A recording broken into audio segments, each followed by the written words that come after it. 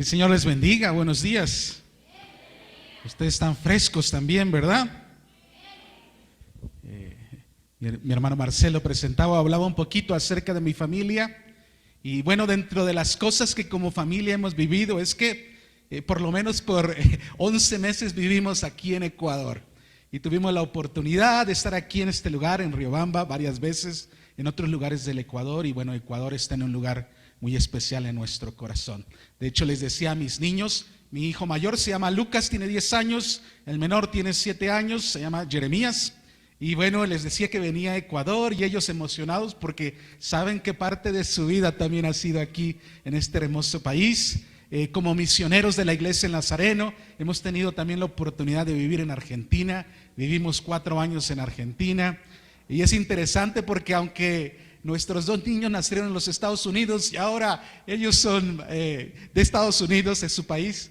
Ahora que fue la Copa del Mundo, Jeremías, el niño menor, él iba por Argentina y era toda una fiesta ahí en casa, porque mi esposa brasileña, yo mexicano, viviendo en los Estados Unidos. Y bueno, por lo menos un miembro de la familia al final del torneo llegó feliz, ¿verdad? Por lo menos Jeremías estaba contento de que Argentina fue el campeón del mundo. Pero pensando en todo esto y pensando especialmente en mis hijos, y al recibir la invitación que el pastor Marcelo me hizo de venir a este congreso y ser parte de una conversación que necesitamos tener, un asunto que no podemos ignorar, y tiene que ver con ideas, con mensajes que nos dicen que el diseño que Dios nos dio no es un diseño perfecto. Pero si nosotros vamos a la palabra de Dios, ahí vamos, casi, eso. Ahí queda. Si vamos a la palabra de Dios, si vamos al inicio en Génesis, encontramos que en cada uno de los días que Dios hizo algo, la palabra de Dios nos describe que lo que Dios hizo era más o menos, le faltaba algo o cómo era. Era bueno. Y lo interesante es que cuando llega el día de la creación del ser humano, del hombre y la mujer, y ve Dios lo que ha creado, Dios lo describe y la palabra de Dios nos dice que era no simplemente bueno, era bueno en gran manera.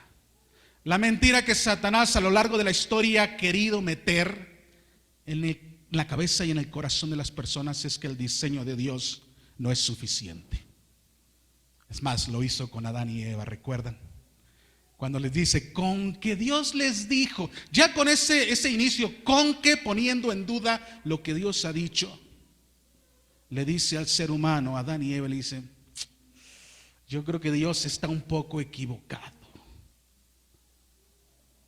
Lo interesante es que el diablo no es tan creativo y la mentira se repite una y otra vez.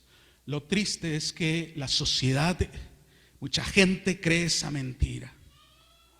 Ahora, esto me habla de la importancia de que nosotros como iglesia llevemos este mensaje, porque mucha gente quizá no lo ha escuchado, no lo conoce, o no ha tenido a alguien que le muestre de una manera práctica, de viviendo como modelo, que el diseño de Dios es el diseño perfecto. Y pensando en esta situación, yo me ponía a reflexionar en meses recientes, acerca de la sociedad, las crisis que enfrentamos, los problemas que enfrentamos. Y seguramente usted y yo podemos relacionarnos o identificarnos cuando enfrentamos alguna crisis. ¿Qué es lo que pasa cuando enfrentamos alguna crisis? Bueno, lo que yo he visto en mi propia experiencia es que muchas veces crea cierta ansiedad, crea preocupación. Empieza a crear esa división. Por un lado, y estoy hablando de la iglesia, de un discípulo de Jesús, de un creyente. Por un lado, entendemos, y de hecho hoy lo cantábamos, y fue un tiempo lindo de adoración. Creemos que Dios está obrando. Creemos que Dios tiene el control de las cosas. Creemos que Dios está aquí, que Dios está trabajando y obrando en nuestras vidas. Y Él va a proveer para nosotros, nos va a ayudar. Por un lado creemos eso, pero por otro lado decimos, ¿y qué tal si no? La situación nos abruma. Las situaciones muchas veces hasta es como una nube, algo que nubla nuestra visión. De hecho, pensaba esta mañana cuando veníamos del aeropuerto de Quito hacia acá, en una parte del camino había una niebla, una neblina muy, muy densa. Y el pastor Marcelo venía manejando. Y yo les confieso algo, en ese momento me puse nervioso. Y casi le digo al pastor Marcelo, si quieres yo manejo. Y ojo, vean, él es un buen conductor, pero a veces las situaciones nos abruman, sentimos que Dios no está haciendo o que Dios no puede hacer. Y le decimos a Dios, déjame manejar, déjame controlar las cosas. Y pensando en este tema tan importante como es el diseño de Dios, el tema de nuestra identidad en Cristo, vemos que nuestra sociedad está enfrentando una crisis muy fuerte. Y la pregunta es, ¿qué estamos haciendo como iglesia? ¿Qué estamos haciendo como este pueblo que Dios ha llamado? ¿Qué estamos haciendo como seguidores de Jesús? Y una vez más, pensando en posibles respuestas ante una situación que nos abruma muchas veces. Miren, podemos ser indiferentes. Yo no sé si usted ha visto en persona, no sé si es la manera de describirlo, en persona o así en vivo, a un avestruz. Cuando ve que hay peligro, ¿sabe qué es lo que hace el avestruz? Esconde la cabeza en la tierra. ¿Será que estamos viendo la situación y es difícil, nos abruma y creemos que simplemente con meter la cabeza, esconderla en la tierra, la situación se va a arregrar o va a desaparecer? Déjame decirle que no, al contrario, la situación va a ser peor. Y si en un momento teníamos el agua en los tobillos, al ignorar esta situación va a llegar hasta nuestro cuello y va a ser bien difícil que nosotros podamos dar solución o dar una respuesta efectiva a esta situación. Hemos visto en diferentes países de Latinoamérica este conflicto relacionado con la identidad de género, relacionado con el aborto y relacionado con muchas otras problemáticas sociales. Un amigo pastor con mucha experiencia me decía, allí en Argentina, me dice: David, ¿sabes cuál es el problema? Mientras hoy se está debatiendo esta ley en el Congreso y mientras estamos esperando con una esperanza así pequeñita que la respuesta, que se rechace esa propuesta, él me decía con tristeza, el problema es que perdimos esta batalla hace 20 años. Cuando descuidamos a nuestras familias, cuando descuidamos el cuidado y el discipulado a los padres, al hombre, a la mujer, el diseño original de Dios. Y eso ocurre cuando ignoramos una crisis o una situación. Otra manera de dar respuesta a una crisis es condenando y señalando y diciendo, se lo merecen. Esa es la consecuencia de sus acciones. Y ojo, no estoy condenando, no estoy diciendo que no sea una consecuencia de sus acciones. Pero el Señor no nos ha llamado a eso. El Señor no nos ha llamado a eso. Lo peor que podríamos hacer es decir, se lo merecen. Están en esa situación porque se han olvidado de Dios. Porque el Señor nos ha llamado como iglesia no a ser piedras que golpean, que lastiman a la gente. ¿Recuerdan la historia cuando le trajeron una mujer a Jesús? Y los acusadores ya venían preparados con las piedras. Estaban listos para lanzarlas porque esa era la ley, esa era la costumbre. Y cuando Jesús les habla y los desafía y les dice, bueno, si ustedes están libres de alguna culpa, de algún pecado, que tiren la primera piedra. Y empezaron a soltar uno a uno las piedras. Y el único que podría haber utilizado la piedra, Jesús le dice a esta mujer, ¿dónde están los que te acusaban? Se han ido. Yo no te voy a condenar, pero ojo, necesitas cambiar tu manera de vivir. Tenemos la opción como iglesia de ser una piedra que lastima a la gente, o como le dijo el apóstol Pedro en 1 de Pedro capítulo 2, ser piedras vivas que están construyendo un templo espiritual para el Señor. En otras palabras, piedras que están siendo de bendición, un canal de gracia para que otras personas puedan ser restauradas, para que el diseño de Dios en otras personas pueda ser una realidad. Ahora déjeme decirle algo, en mi propia experiencia y a la luz de la palabra de Dios, esto no se va a dar si nosotros no nos arrodillamos primero, si nosotros no buscamos primero a Dios en oración. Porque necesitamos entender que esto va más allá de nuestro control, va más allá de nuestras fuerzas. Esto es una lucha espiritual, esta es una situación que demanda una intervención de Dios y a la cual Dios nos está invitando a ser parte. Dios es el más interesado en que el ser humano sea restaurado. Por eso envió a su Hijo Jesús. La pregunta es, ¿cómo vamos a reaccionar? Y cuando el pastor Marcelo me habló de este congreso, de este tiempo especial, yo dije, pastor Marcelo, cuente conmigo. Porque como iglesia tenemos una responsabilidad. Nosotros tenemos un mensaje que transforma, un mensaje que da vida, que da esperanza. Y eso es lo que necesitamos hacer. Pero no podemos comenzar a hacer nada si antes no nos aseguramos que estamos alineados al corazón de Dios. Déjeme decirle, si quiere ir conmigo al libro de Nehemías, me gustaría leer los primeros versos del capítulo de Nehemías, porque la historia de Nehemías es una historia que desafía. Es una historia que nos habla de una crisis que está viviendo el pueblo de Israel, el pueblo judío. Lo interesante de esto es que Nehemías, aunque tiene sus raíces judías, tiene sus raíces en el pueblo de Israel, él está viviendo lejos de esa realidad. El pueblo de Israel se había alejado de Dios y como consecuencia de su desobediencia había experimentado el exilio. Vino el imperio babilónico, lo conquistó, derribó las paredes, el muro que daba protección a Jerusalén, derribó, destruyó el templo de Jerusalén, se llevó a los jóvenes que ellos consideraban que tenían atributos, cualidades que iban a ser de utilidad al imperio babilónico. Uno de ellos, quizá ustedes se recuerdan, Daniel y sus amigos. Ese era el estilo, esa era la manera de operar del imperio babilónico. Y se llevó a este grupo de personas y dejó en Jerusalén una ciudad destruida, una ciudad que había sido arrasada. Dejó a la gente que pensó que no tenía nada que contribuir. Eso fue más o menos en el año 605 antes de Cristo. Y ya los profetas habían anunciado que esto iba a suceder. Pero también los profetas habían anunciado que después de 70 años Dios iba a traer a su pueblo de regreso del exilio. Y eso sucedió. Vino otro imperio que conquistó al imperio babilónico. Ahora llega el imperio persa. Y dentro de las leyes ahora que ellos tienen, la estrategia que ellos tienen, dicen: si hay alguien de ustedes, del pueblo judío, que quiere regresar y reconstruir el templo y llegar a la ciudad y reconstruirla, puede irse. Y hubo un hombre llamado Zorobabel que lideró el primer regreso del pueblo judío del exilio.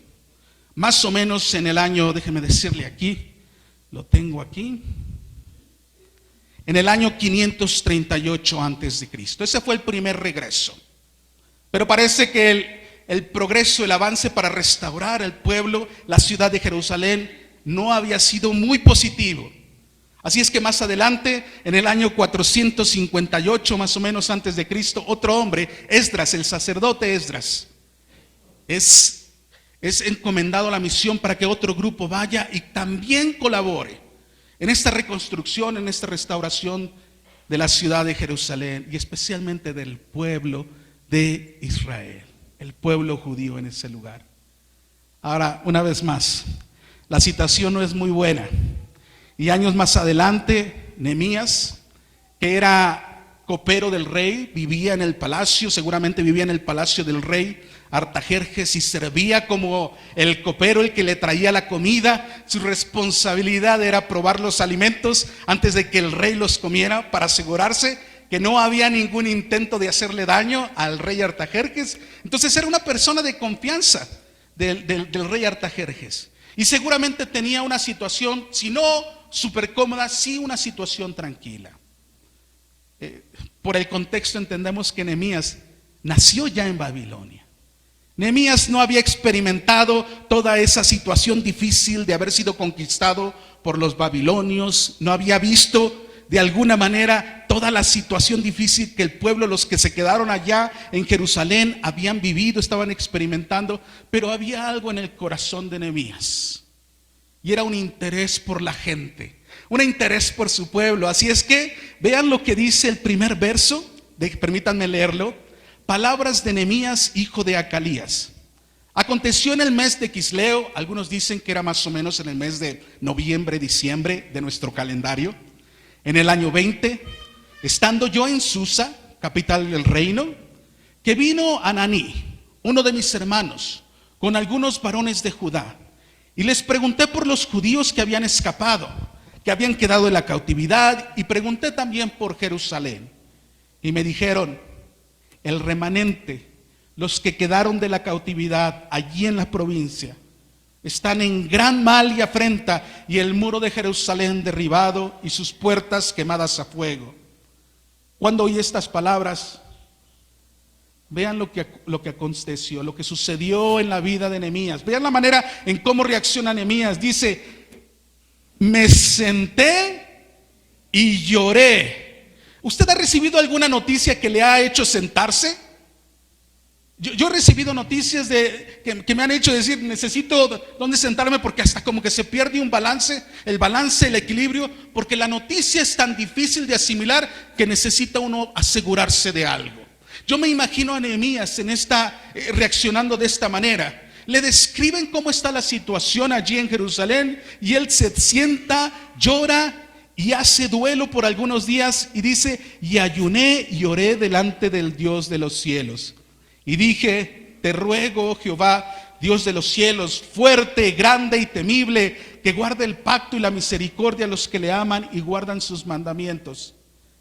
Esté ahora atento tu oído y abiertos tus ojos para oír la oración de tu siervo, que hago ahora delante de ti día y noche por los hijos de Israel, tus siervos.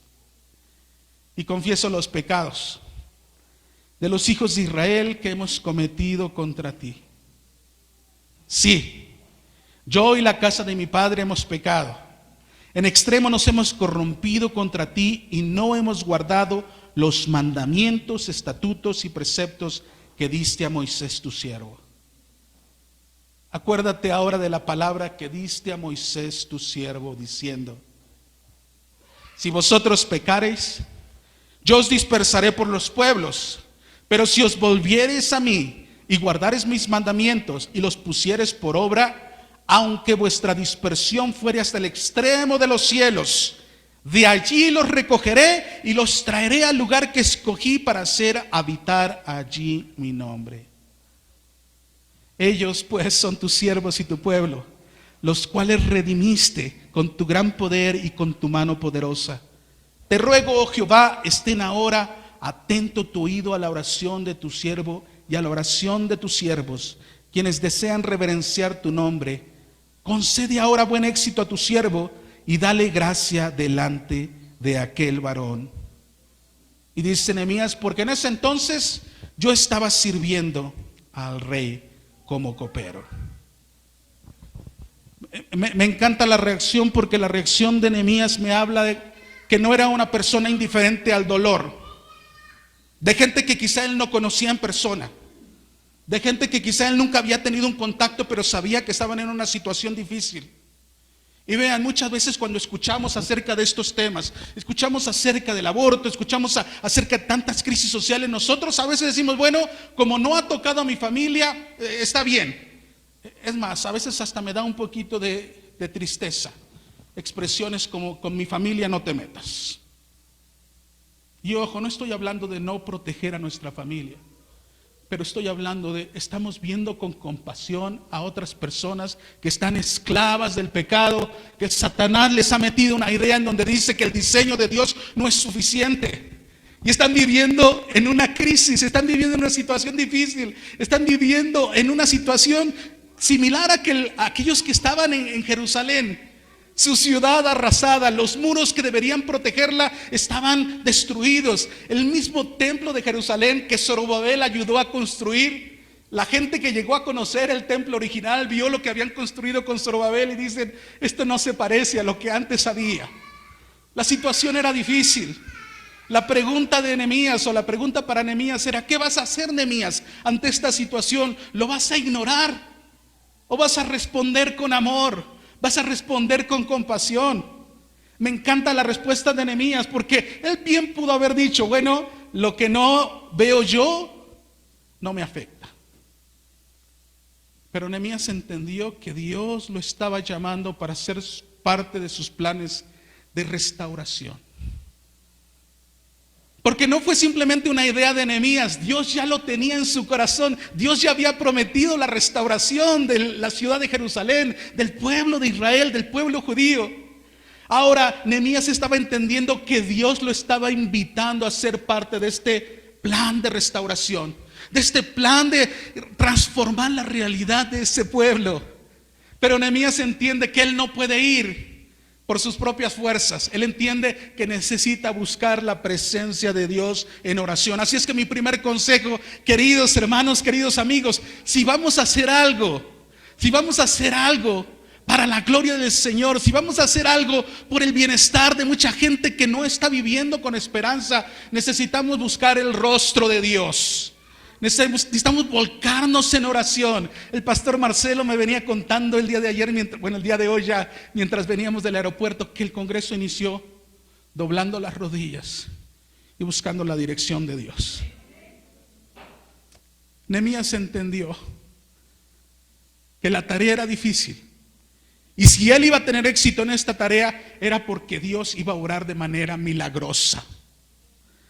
Yo he leído el libro de Nehemías muchas veces, pero las primeras veces no me daba cuenta muy bien de la línea de tiempo de la historia de Nehemías. Como yo leo en el capítulo 1 que Nehemías ora, y después en el capítulo 2 veo cómo Nehemías está con tristeza, su rostro está muy demacrado, y el rey Artajerjes se da cuenta de esto y le dice a Nehemías: Nehemías, algo está pasando contigo.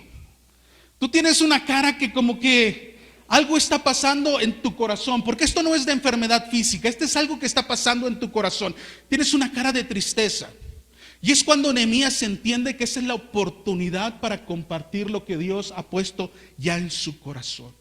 Pero esto no pasó de la noche a la mañana.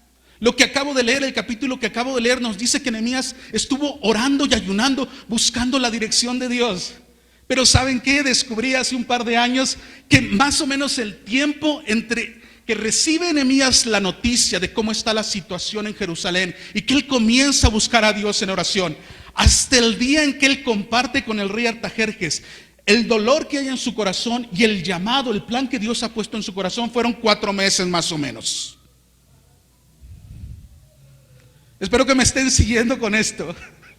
Nehemías no iba a dar un paso adelante, no iba a hacer algo a menos que estuviera seguro que Dios estaba obrando de manera milagrosa.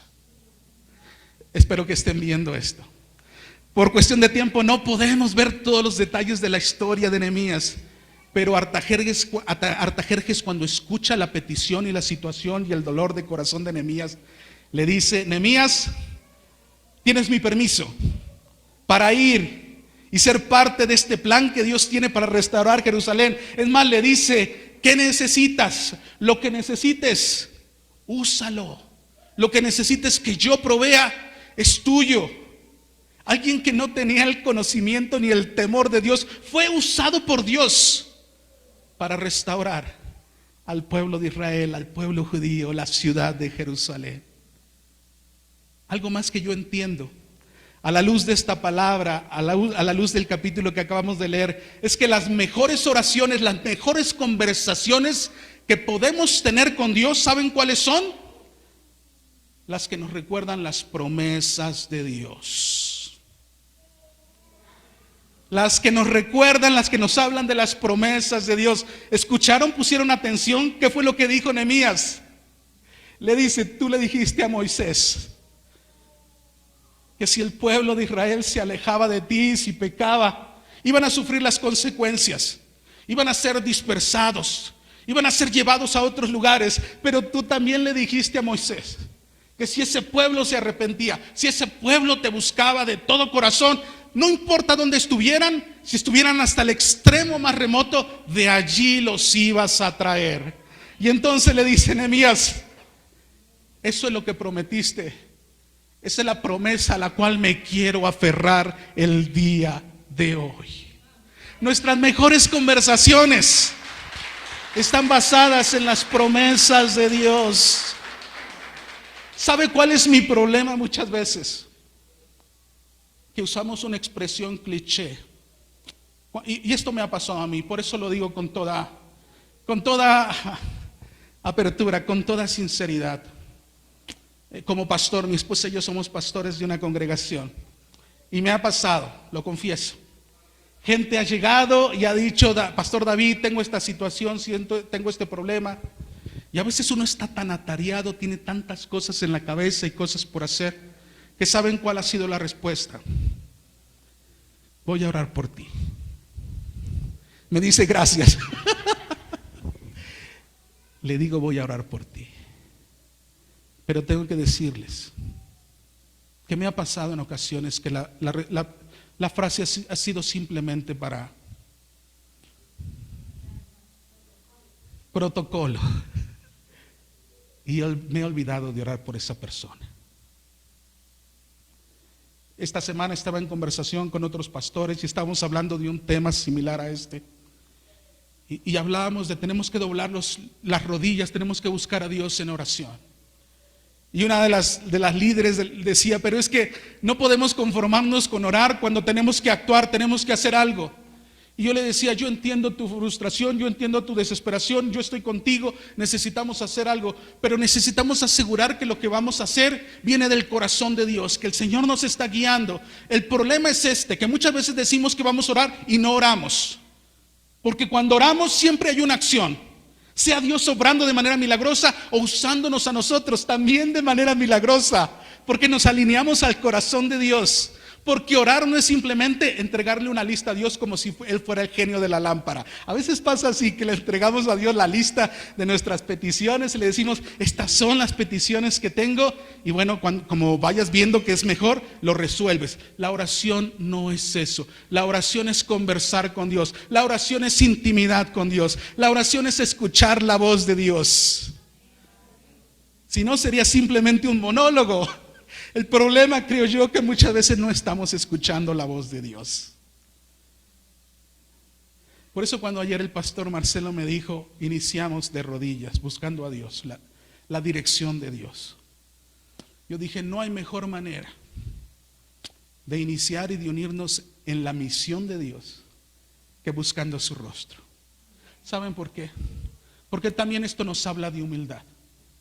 Reconocemos que sin Dios no vamos a poder hacer nada. Cualquier esfuerzo va a ser inútil, en vano.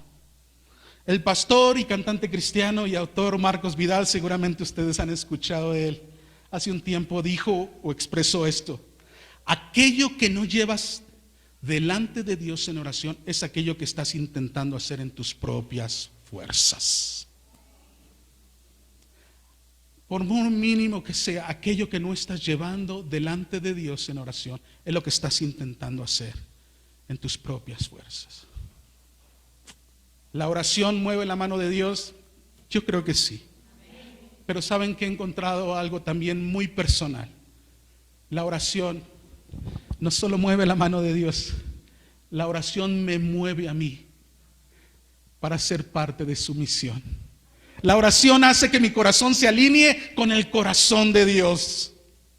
El plan de restauración de Jerusalén y del pueblo judío no vino simplemente de la idea de Nehemías. Estaba en el corazón de Dios. Lo había prometido.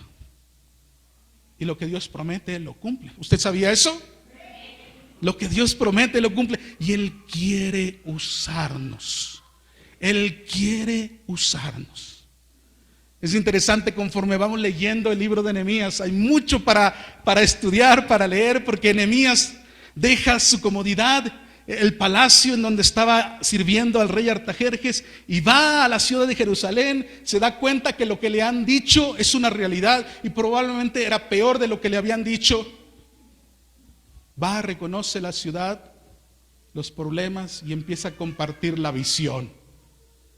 Es interesante que lo que el pueblo judío no pudo hacer por más de 100 años, intentar restaurar, reconstruir los muros de Jerusalén, en 52 días fueron reconstruidos, porque Dios usó a Nehemías. Él compartió la visión. Hubo oposición y gente linda. Yo sé que lo que está comenzando con este congreso y lo que ha comenzado en el corazón de líderes en este lugar va a recibir oposición. Va a haber gente que dice, no, esos esfuerzos no van a valer la pena. La situación es tan complicada, es tan difícil, no podemos controlar, no podemos ser una influencia positiva en nuestra sociedad, en lo que está pasando, en temas legislativos. La iglesia no va a poder hacer nada. Van a ver esos mensajes, va a haber esa oposición. Nehemías la enfrentó. Hubo gente que llegó después, los vecinos, diciendo: ese muro que ustedes están construyendo, si viniera una zorra, un animalito pequeño, y se para sobre el muro, sobre eso que están construyendo, se caería. Y empezaron a burlarse de Nehemías y del pueblo de Israel. Pero Nehemías no paró la obra, porque él sabía que Dios le había llamado, porque él sabía que era una obra que estaba en el corazón de Dios. Ahora, no solamente eso sucedió, como vieron que él no desistía, que él seguía enfocado en la tarea y responsable, comprometido a la misión, o con el Dios de la misión que lo había invitado a ser parte de esto, aquellos que se oponían a él hasta lo mandaron llamar, estaban tramando en contra de él, le estaban poniendo algunas trampas.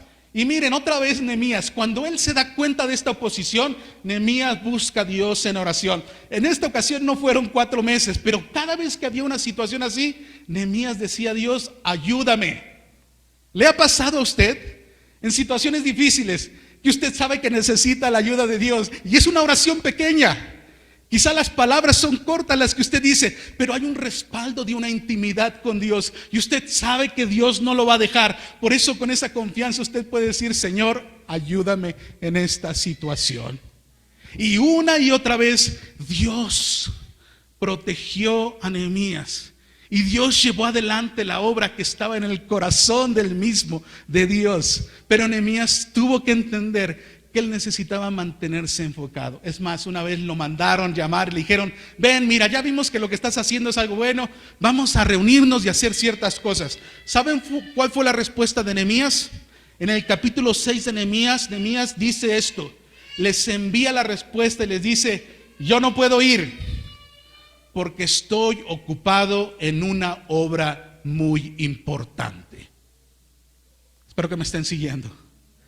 Va a haber distracciones, va a haber gente, va a haber ideas que van a intentar distraernos de la misión, del llamado de Dios para nuestras vidas. Tenemos que decir de la siguiente manera: no puedo dejar de hacer lo que estoy haciendo, porque lo que estoy haciendo es algo importante que el Señor me ha confiado. Y la historia continúa. Capítulo 8 de Nehemías. El pueblo de Israel está ya prácticamente terminado de reconstruir el muro, pero déjeme decirle algo: había algo más importante que reconstruir los muros de Jerusalén. Y esto tenía que ver con el corazón del pueblo. Esto tenía que ver con la vida espiritual del pueblo. Y esto no va a suceder a menos que nosotros nos volquemos, nos sumerjamos en la palabra de Dios. A menos que la palabra de Dios sea nuestra guía.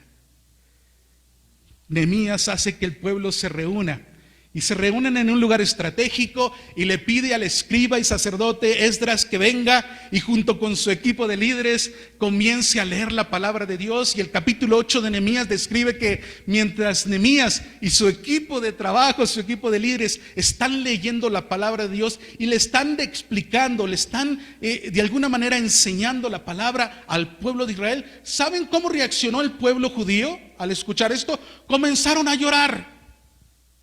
Comenzaron a llorar porque el Espíritu Santo estaba redarguyendo en la vida de ellos. Dios estaba hablando a sus corazones. Se dieron cuenta que lo que estaban viviendo era una consecuencia de haber estado alejados de Dios, de haberse alejado del diseño de Dios para ellos, de haberse alejado del llamado de Dios para el pueblo. Y el pueblo entiende esto y empieza a llorar. Yo no sé cuándo fue la última vez que usted lloró al ser confrontado con la palabra de Dios. Yo les digo, yo soy muy llorón, soy súper llorón, súper llorón. Es más, veo una película con mis chicos, vi la película de Encanto y al final la canción Dos oruguitas, yo estaba llore y llore y llore y llore. Yo no les estoy hablando de ese tipo de llanto, porque terminó la película y no hubo transformación en mi corazón. Me conmovió y lloré, pero estoy hablando del lloro que viene como consecuencia de ser confrontados con la palabra de Dios y empezar a experimentar transformación. ¿Cuándo fue la última vez que la palabra de Dios nos llevó a ese punto de decir: Señor, reconozco en dónde estoy, pero no me quiero quedar allí. Reconozco que quizá he sido indiferente a una necesidad, a una crisis que la sociedad, la comunidad en la cual estoy viviendo está enfrentando, está viviendo, y he sido indiferente. Quizás he sido una piedra que lastima en lugar de ser una piedra que da vida, una piedra que tú estás usando para ser instrumento de tu gracia. Y entonces uno empieza a entender, el Espíritu Santo empieza a trabajar en nuestras vidas. Y entonces ese arrepentimiento se muestra con el compromiso de abrazar y de vivir la palabra de Dios. Es más, Nehemías, al ver al pueblo llorando, les dice: no lloren, este es un día de celebración. El gozo del Señor es nuestra fortaleza. Y les envía que vayan y que con familias coman, disfruten, que estén contentos. Pero la palabra de Dios ya había comenzado a hacer su obra, su trabajo en el corazón del pueblo judío congregado allí. Y les digo por qué. Porque el pueblo judío tenía una celebración, una fiesta, conocido como la fiesta de las enramadas. Una fiesta que recordaba cuando Dios había sacado al pueblo de Israel de Egipto y que Dios había cuidado de ellos durante todo el tiempo en el desierto. Y déjame decirle, por casi 1000 años, el pueblo de Israel, el pueblo judío, no había celebrado propiamente esta fecha, esta fiesta. No lo había hecho. Y era un mandato de Dios. Era algo que el pueblo tenía que hacer. Y cuando el pueblo se da cuenta que esto viene del corazón de Dios, ¿saben qué es lo primero que hace? El pueblo dice: nosotros vamos a comenzar a obedecer la voz de Dios. Y ellos celebran esta fiesta porque están experimentando restauración espiritual. Están experimentando la obra que Dios puede hacer en el corazón de cada persona que lo reconoce como Señor y Salvador. La pregunta que estos días nos hacemos en la sociedad y que tiene que ver con la identidad es: ¿quién soy? Y tristemente muchos de nuestras generaciones más jóvenes están respondiendo de una manera que está lejos del diseño de Dios. Pero yo he entendido algo: para poder responder correctamente a la pregunta ¿quién soy? Tenemos que responder en primer lugar: ¿de quién soy? ¿A quién le pertenezco? Porque cuando nosotros entendemos que nuestra vida le pertenece a Dios y que nosotros somos de Dios, entonces nuestra identidad va a estar cimentada en su palabra, en su diseño. Y como iglesia tenemos la oportunidad, tenemos este mensaje que transforma. Nadie más lo va a hacer, se los digo, lo estoy viendo. Nuestro sistema político no lo va a hacer. Nuestro sistema legislativo no lo va a hacer. Nuestras escuelas tristemente no lo van a hacer. Pero la iglesia lo puede hacer en el poder del Espíritu de Dios. Y este es un llamado. Este es un llamado no solamente para los que están viviendo en carne propia, sino es un llamado para su iglesia. Yo quería compartir esta mañana este mensaje porque creo que es un mensaje que nos habla a cada uno de nosotros. ¿Qué vamos a hacer? ¿Vamos a ignorar esta situación? ¿Vamos a ignorar esta crisis? ¿Vamos a señalar y vamos a condenar y vamos a decir se lo merecen, están viviendo las consecuencias de sus decisiones? ¿O vamos a ser como Nehemías, que entiende en su corazón que la gente está sufriendo y que Dios tiene un plan diferente para este pueblo y que Dios quiere usarnos y que Dios puede usarnos? Pero necesitamos buscar su rostro. Necesitamos alinear nuestro corazón al corazón de Dios y Dios va a hacer cosas milagrosas. Una vez más, lo que no pudieron hacer en más de 100 años, reconstruir los muros. En 52 días, dice la palabra de Dios. En Nehemías encontramos en 52 días, tiempo récord, el muro fue reconstruido. Y Dios quiere restaurar nuestras familias que están sufriendo, nuestras comunidades, nuestra sociedad. Y a veces abruma, ¿verdad?, la situación. A veces hasta nos sentimos así como impotentes y decir, pero ¿qué vamos a poder hacer? No se preocupe, Dios nos va a decir qué vamos a hacer. De hecho, yo creo que este congreso es una respuesta a la oración, a esa conversación con Dios.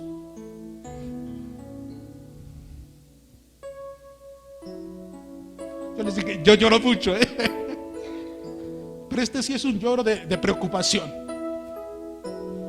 Este es un lloro de que tenemos que hacer algo.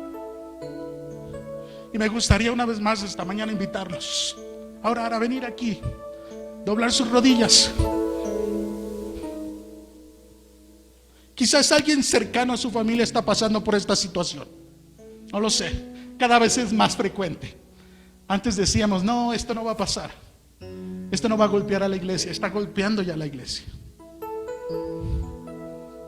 Pero podemos confiar en Dios y en sus promesas. ¿Por qué no vienen aquí conmigo? Ven aquí conmigo. Todos podemos ser parte de este plan que está en el corazón de Dios, este plan de restauración. Doble su rodilla allí, doble su rodilla ahí.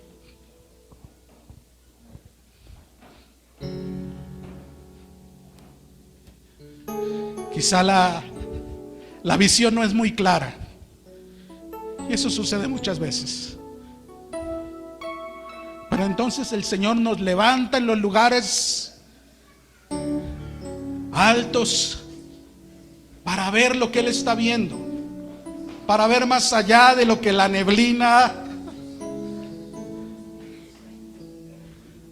no nos permite ver. Yo creo que este tiempo, este fin de semana, es un tiempo en el cual Dios nos está llevando a los lugares celestiales, sentados allí, y está compartiendo lo que hay en su corazón. Dios quiere y Dios puede obrar. Dios está obrando ya. Él va delante de nosotros. Su Espíritu Santo está convenciendo al mundo de pecado. Su Espíritu Santo está llevando ya esa gracia, ese regalo del amor perfecto de Dios, creando esa hambre, esa necesidad por su presencia, por ser restaurados, por vivir esa vida plena, ese diseño perfecto que viene del corazón de Dios. Querido Dios, en esta mañana estamos delante de ti, quizá como Nehemías, Señor, con dolor, abrumados por la situación, sin saber exactamente qué hacer. Pero nos aferramos, Señor, y abrazamos tus promesas, esas promesas de esperanza, de restauración, de traer a aquel que está en sufrimiento, a aquel que está sin esperanza, traerlo a tu corazón, acercarlo a ti, Señor. Señor, que lo que tú estás hablando en nuestros corazones el día de hoy, esa semilla que quizá está siendo sembrada en muchos de los que estamos aquí, Señor, dé un fruto que sea para tu honra y gloria, pero que sea un fruto también que podamos ver en vidas transformadas, Señor, en familias transformadas para tu honra y gloria, Señor, en sociedades impactadas por el Evangelio, por tu iglesia. Que podamos ser esas piedras vivientes, Señor, esas piedras vivas que están construyendo un templo espiritual, que están trayendo más piedras para ser parte de este templo que tú estás construyendo para ti, Señor, donde tu presencia habita, donde tu presencia, Señor, se manifiesta. Así como cantamos, Señor, aunque no podemos verlo, tú estás obrando, Señor, y confiamos en tus promesas. Señor, continúa hablándonos este día, Señor, ministrando nuestros corazones, trayendo esa visión fresca, Señor, que necesitamos.